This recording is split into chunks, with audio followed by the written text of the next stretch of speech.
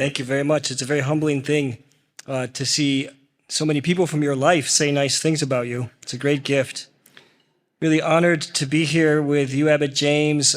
We've been friends since college, and Archbishop Naumann, who's one of the bishops that I respect so much and so grateful.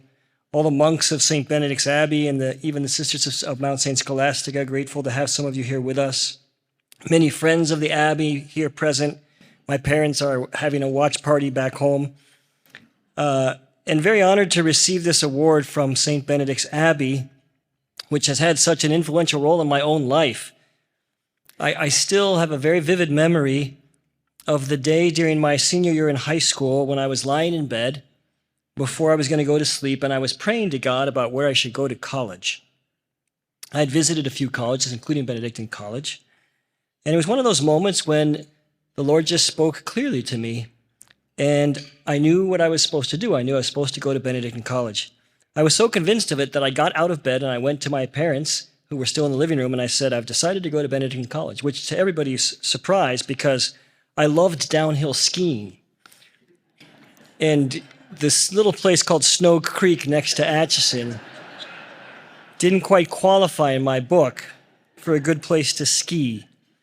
But I had a deep sense it was something that God wanted. And looking back now on that little decision that I made as a senior in college after prayer, I can see the incredible impact that that's had on my life, and really what a turning point that was in my life. From the very first days as a student, I began to pray often with the monks. I became friends with several of them. I always found their presence on campus just to be such a blessing. I really learned to love the stability of the liturgical life of the Abbey and just the presence of that prayer. I would often go up for different times to pray or for daily Mass. Of course, many of the individual monks were great mentors to me. Father Bruce Swift was a great confessor for me. Father Matthew Habiger, who's watching online, was my spiritual director, helped me to discern my vocation. Father Dennis Mead, who we saw earlier on the video, was a great friend and mentor. Father John Pito, who I got to see today at the Abbey. I could name many of the monks who are present here and others because they all had a big impact on me. Of course, they knew that I was interested in priesthood, so they recruited me pretty heavily. Father Maurice and Father Meinrad, actually, at least once a semester, would show up at my door of my dorm room about 4 a.m., and they would get the key from the RA, and they would break into my dorm room and wake me up, and we would go down to Daylight Donuts in Atchison. We'd make our own donuts, and then we would go up to Abbey for morning prayer, for vigils and morning prayer. And it was a delight, even though they got us up before sunrise, me and a few other friends. But it's clear that God had different plans for me. And I'm grateful to the Lord for the way that he has led my life in those plans, even though I didn't ever think that I would be in many of the places that I've found myself, including receiving this award tonight. You know, I'm receiving this award because, I think, because I've been asked to lead this National Eucharistic Revival in honor of the bishops. And I'm also the chair of the 10th National Eucharistic Congress. And just wanted to share a little bit about why I think that's so important and actually how it connects to the great gift that monastic life is for the church.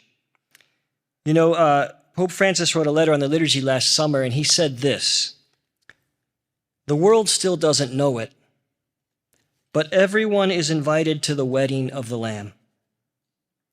We must now not allow ourselves even a moment's rest, knowing that still not everyone has received an invitation to this supper, or knowing that others have forgotten it or have gotten lost along the way in the twists and turns of human living.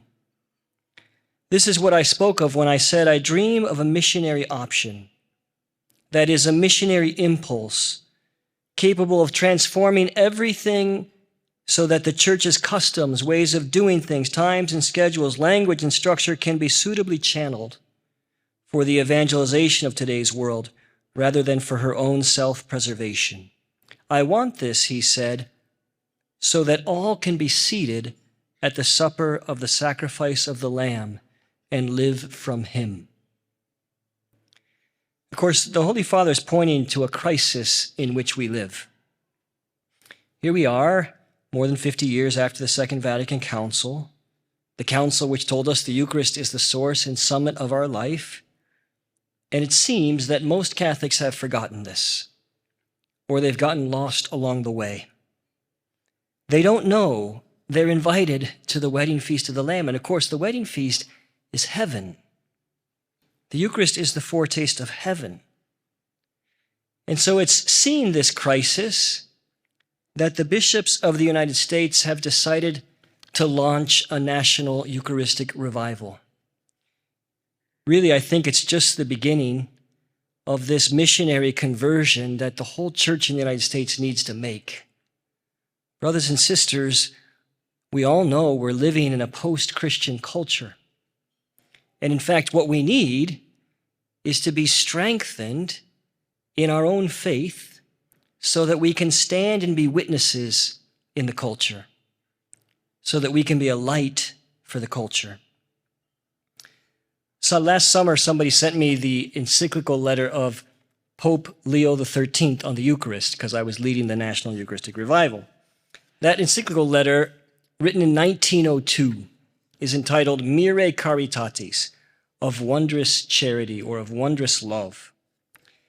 Now, Pope Leo XIII, you might remember, was a pope for a long time at the end of the 19th century. He was also the pope who had some sense that the enemy, the devil, would have great power in the 20th century.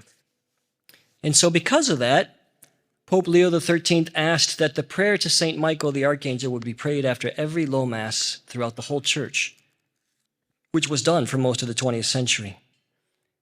And at the end of his life, he decided to write a letter on the Eucharist. And he began that letter saying, I know I'm near the end of my life, and there are lots of important things I could focus on.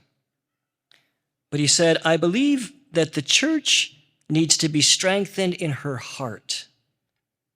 You see, the Eucharist is the heart of the church.